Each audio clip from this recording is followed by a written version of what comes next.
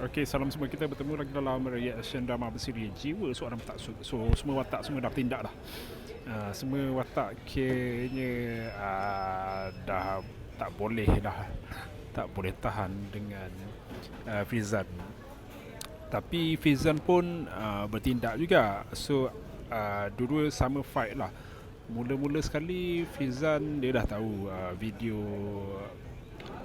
yang dia dengan Diana tu dah tersebar. Maksudnya peti besi dia dah orang selongkar.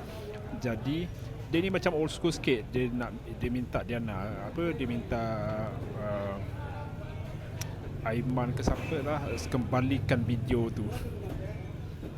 Bayangkan video dalam bentuk digital dia minta kembalikan.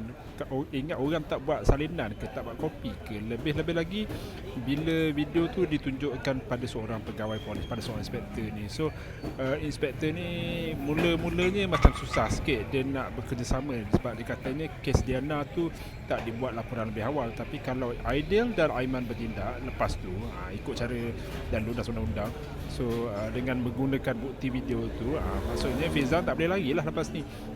Dan kita boleh nampak kegelabahan Fizan. Tapi watak-watak lain pun semua dah tak boleh dah, tak boleh bertahan lagi.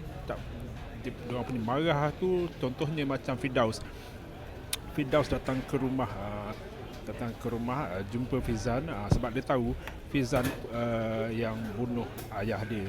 Lepas tu Aiman pun marah agak. Aiman pun nak confront Fizan sebab lepas Aidil lah bagi tahu, Aiman pun tahu yang mak dia tu dibunuh oleh Fizan. So ni dah masuk plot membunuh lah lepas ni. Maksudnya nak, tapi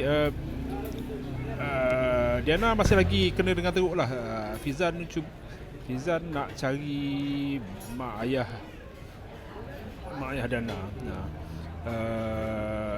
Saya ingat lagi dalam beberapa episod sebelum ni macam mak ayah Diana kena tembak oleh orang Fizan. Sebenarnya tu mimpi, tapi mungkin akan berlaku lepas ni sebab Fizan dia kalau boleh hancurkan orang yang cuba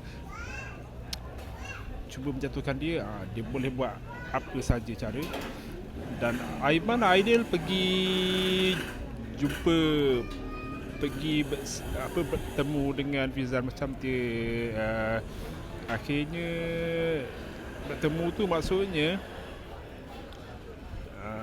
cuba macam nak membalas nak fight, nak melawan Fizan lah.